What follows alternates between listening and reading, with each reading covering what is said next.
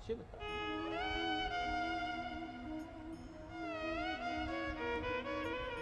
महाराज, मकान देखकर किसी का अंदाजा मत लगाना। मकान तो किसी का भी अच्छा हो सकता है, बंगला किसी का भी सुंदर हो सकता है। सुंदरता बंगले से नहीं होती, सुंदरता मकान से नहीं होती, सुंदरता अपने दिल से, मन से होती है कि उसके मकान में रहने वाले व्यक्ति कैसे। मकान में रहने वाला व्यक्ति कैसा है। दिन भर गाली बके, दिन भर अपशब्द कहे, दिन भर ताने दे। जब देखो जब पत्नी को चिल्लाए, पति को चिल्लाए, आपस में माता पिता को चिल्लाए, रिश्तेदारों को चिल्लाए, अपशब्द बोले, ताने दें। जब देखो जब अहंकार में, जब देखो जब नशे में, जब देखो जब क्रोध में रहे। तो बंगला किस काम का, अटारी किस काम की, 50 लाख की गाड़ी किस काम की, अगर वाणी ठीक नहीं है।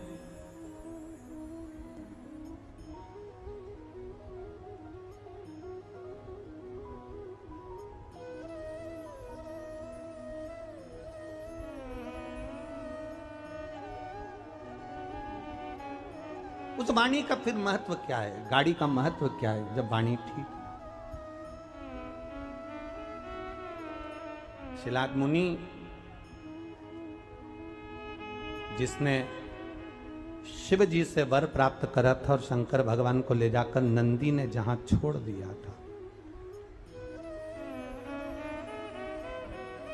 नंदी ने जहां छोड़, शिलाद मुनि को भगवान पत्थर में भी फूल पैदा कर देता है। हम फिर निवेदन करेंगे, जिनके घर में 25-25 साल तक भी औलाद नहीं हुई हो, तुम रूका जी का नाम लेना। सफेद आंकड़े की जड़ पति पत्नी दोनों जाना, आंकड़े की जड़ पति पत्नी दोनों जाएं। रजस्वला धर्म के 7वें दिन उस जड़ को लाएं, शंकर जी के मंदिर में जाएं।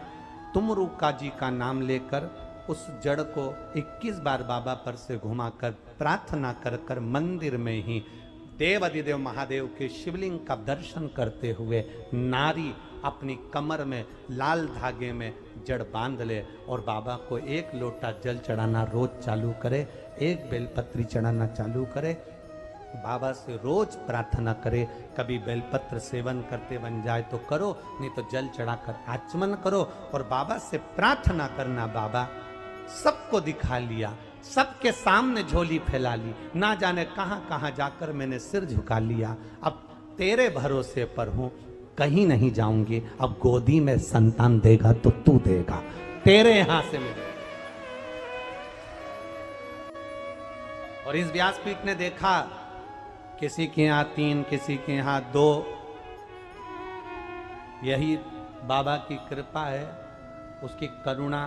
कोई के यहाँ 30 साल में, कोई के यहाँ 35 साल में, कोई के यहाँ 25 साल में, कोई के यहाँ 22 साल में इस व्यासपीठ ने देखा कि संतानों की प्राप्ति। ये इतने पत्र ऐसे ही नहीं भेज देता कोई।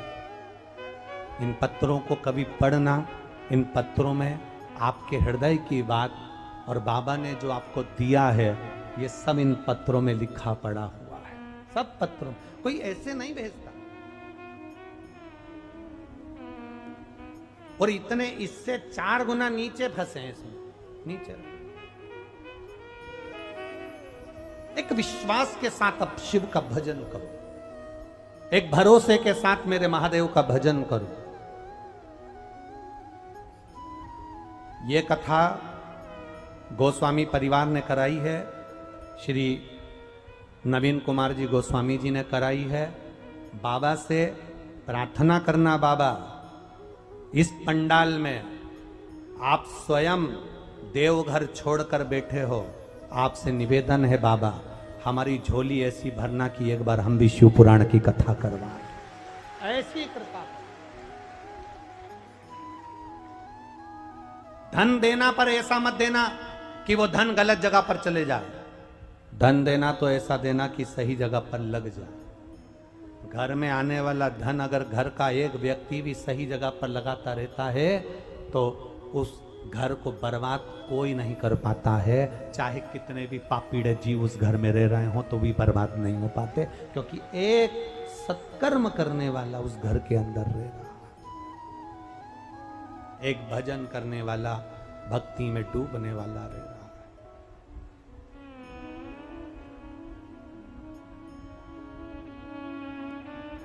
शिला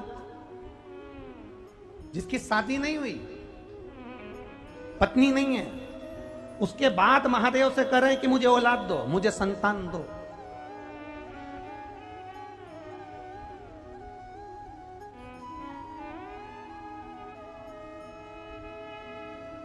अब जरा विचार करिएगा कि पत्नी नहीं है तो फिर औलाद क्यों मांगना?